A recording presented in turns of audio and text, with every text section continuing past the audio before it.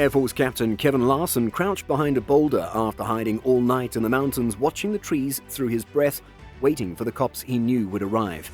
The date was January 19, 2020. He was clutching an assault rifle with 30 rounds and determined that after all he had been through, he would not go to prison.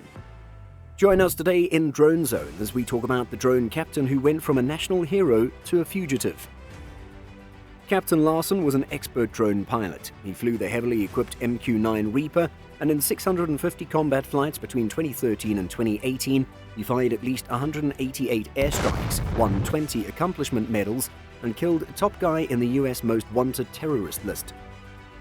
The 32-year-old pilot kept a handwritten thank you message from the director of the Central Intelligence Agency on his refrigerator. He was proud of it, but wouldn't tell why, because it, like practically everything else he accomplished in the drone program, was classified. He had to keep the specifics hidden behind high-security doors at Creech Air Force Base in Indian Springs, Nevada. There were other things he wasn't proud of hidden behind those walls, things his family believes finally led to him being cornered in the mountains with a weapon in his hand. Drone pilots in the Air Force did not select targets. That was the responsibility of someone pilots refer to as the customer. A conventional ground force commander, a CIA, or a classified special operations attack cell may be the customer. It made no difference. The customer received what he desired. And there were occasions when what the customer requested did not seem right. There were missile strikes that were so rapid that they hit women and children, attacks based on such shaky intelligence that they made ordinary villagers targets, and confidential rules of engagement that permitted the customer to deliberately kill up to 20 people while taking out an opponent. The crews had to watch everything in color and high definition. Captain Larson sought to suppress his reservations. He oozed careless assurance at home in Las Vegas. He enjoyed going out dancing and was so attractive that he worked as a model on the side. He had a lovely new wife and drove an electric blue Corvette convertible and a tricked-out blue Jeep, but all that was to distract himself from the ugly truth he lived in. Drone crews launched more missiles and killed more people in the last decade than practically everyone else in the military, but they were not counted as combat troops. They did not receive the same recovery periods or mental health evaluations as other fighters since they were not deployed. Instead, they were treated like office workers, expected to perform unending shifts in an eternal conflict. People broke down under constant stress, according to multiple former crew members. Divorce and drinking became commonplace. Some people were in tears as they exited the operations floor. Others attempted to commit suicide, and the military failed to identify the full extent of the damage. Despite hundreds of missions, Captain Larson's personnel file under combat service only has one word: none. In interviews, drone crew members stated that while killing remotely differs from killing on the ground, it nonetheless leaves profound wounds. In many ways it's more intensive, said Neil Schuneman, a drone sensor operator who resigned from the Air Force as a Master Sergeant in 2019. A fighter jet may be able to view a target for 20 minutes. We had to keep an eye on a target for days, weeks, and even months. We noticed him playing with his children. We observed him interacting with his family. We witnessed his entire existence unfold. You're both remote and very linked. Then, when all conditions are met, you kill him. Then you observe the death. You can see the regret and the burial. People frequently mistake this profession for a video game, and I must remind them that there is no reset button. Currently, almost 2,300 servicemen are assigned to drone crews. Missions appear to be well run early in the program, they claimed. Officials carefully selected their targets and made precautions to avoid civilian casualties. We would sit and gather intelligence on a high-value target for months, waiting for the exact right time to strike, said James Klein, a retired Air Force captain who flew Reapers at Creech from 2014 to 2018. It was the proper technique to employ the weapon. However, given the intensifying struggle against the Islamic State, the Obama administration relaxed the limits in December 2016, pushing the ability to authorize airstrikes far into the ranks. The Trump administration surreptitiously relaxed them even more the next year. Decisions on the high-value targets, which were previously reserved for generals or even the president, were effectively delegated to enlisted special operations personnel. The customer was increasingly using drones to target low-level combatants. Strikes, which were previously only taken out after extensive intelligence gathering and approval processes, were frequently called up on the fly, striking schools, markets, and big gatherings of women and children. Mr. Klein said that before the restrictions changed, his squadron fired around 16 attacks in 2 years.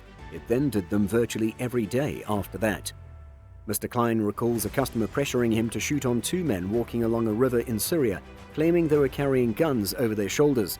Mr. Klein stated that the weapons were fishing poles, and while the customer maintained that the guys could still pose a threat, he persuaded the customer not to strike.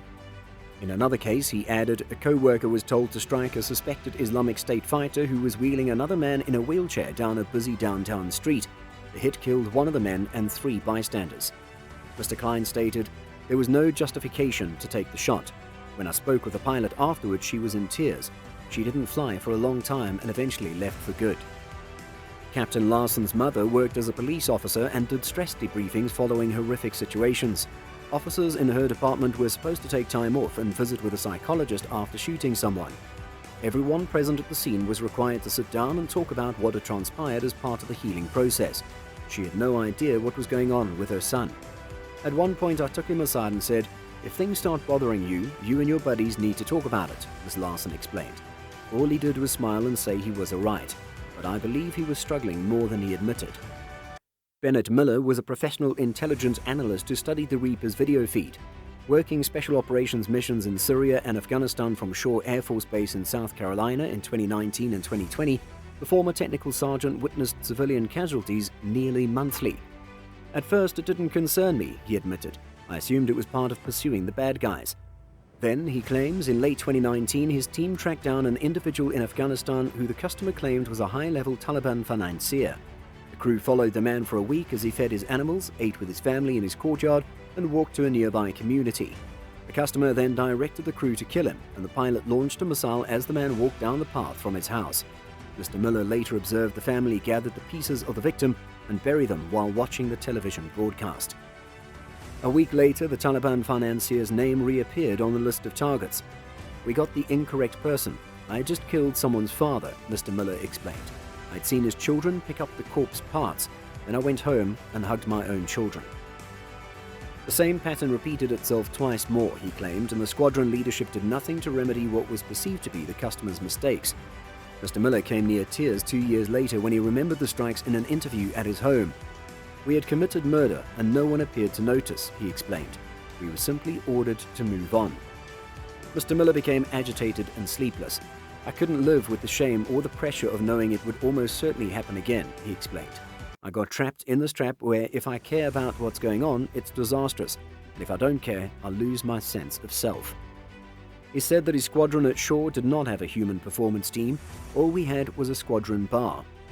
In February 2020, he returned home following a 15-hour night shift, locked himself in his bedroom, held a primed handgun to his head, and informed his wife through the door that he couldn't handle it any longer. He was admitted to the hospital, diagnosed with PTSD, and medically retired. In addition to their meager normal pensions, veterans with combat-related ailments, including injuries sustained during training, receive supplemental compensation worth approximately $1,000 per month. Mr. Miller is ineligible because the Department of Veterans Affairs does not consider drone flights to be combat-related. It's as if they're saying that all the individuals we killed don't really count, he remarked. We don't either. Captain Larson and his wife, Bree Larson, had a disagreement in February 2018. In an interview, she said she was angry with him for being out all night and destroying his phone. He took her out of the house and closed the door behind her. When the Las Vegas police arrived and asked whether there were any drugs or firearms in the house, Ms. Larson told them about her husband's stash of psilocybin mushrooms in the garage, and so Captain Larson was arrested. He was forgiven by civilian authorities in Las Vegas, but the Air Force charged him with a slew of offenses, including narcotics possession and trafficking, giving false statements to Air Force investigators, and a charge unique to the armed forces, behavior unbecoming of an officer. His squadron grounded him, prevented him from wearing a flight suit, and instructed him not to speak with other pilots. According to Ms. Larson, no one evaluated him for PTSD or other psychological impairments related to his service, and I don't think anyone understood it might be connected. The trial was held in January of 2020. About his drug use, his former wife and a pilot friend testified. The evidence was produced by the police. That was it. The jury reached guilty verdicts on practically every count after deliberating for a few hours on the morning of January 17th. After a lunch break, the pilot would be sentenced. His lawyer instructed him to return in an hour. Instead, he fled. He piled food and clothes into his Jeep and drove away, fearing he was facing a lengthy prison sentence, according to Mrs. Triano. Within hours, the Air Force had issued an arrest warrant for him. Captain Larson traveled southwest to Los Angeles, where he spent the night with a friend before continuing north. On Saturday, January 18th, he was traveling along US Route 101 in Mendocino County, north of San Francisco, when the California Highway Patrol noticed his Jeep and pulled him over. Captain Larson came to a halt and patiently waited for the officer to approach his window. Then he sped off the highway onto a narrow dirt logging road that snaked up into the mountains. After a few miles, he pulled over into the woods and hid. The cops couldn't track him down, but they knew something he didn't. All of the roads in the canyon were dead ends, and they were blocking the only way out. Night had fallen. There was nothing to do but wait. According to records, at a briefing at the foot of the canyon in the morning, Air Force agents explained to Mendocino County Sheriff's deputies that the sought man was a deserter fleeing a narcotics conviction, was likely armed and perhaps suicidal. The cops were driving up the canyon when they noticed tire marks on a small turnoff. Agents sneaked up on foot until they saw the blue Jeep in the trees, but they didn't risk going any further. The deputies had a better solution, something that would allow them to see the Jeep without putting themselves in danger. A small drone was quickly released into the sky. Captain Larson was concealing himself behind a mossy boulder. Deep in the canyon, there was no phone coverage, no way to call for whatever hope or solace he may have conceived. He could only send a video message to his family. He informed them one by one that he loved them. "I'm sorry," he apologized. "I'm not going to prison, therefore I'm calling it quits." This was always the intention. Perhaps he had more to say, but as he spoke into the phone camera, he was stopped by what sounded like a swarm of angry bees. "I can hear drones," he stated. "They're on the lookout for me." If he had been discovered alive, his pursuers would have been able to inform him that the Air Force had opted not to send him to prison, but only to dismissal. But as Captain Larson had done countless times before, the officers could only examine the drone footage and piece together the evidence of another unintended death, slumped behind the boulder, shot with his own assault rifle. That's it for today's video. Let me know what you think of Captain Larson's story. I hope you've enjoyed watching this video just like I've enjoyed making it. Make sure to comment with any future videos that you're interested in watching. I'll be seeing you all soon, but until then, watch this video to learn more about the Kratos drone, and as always, subscribe or crash.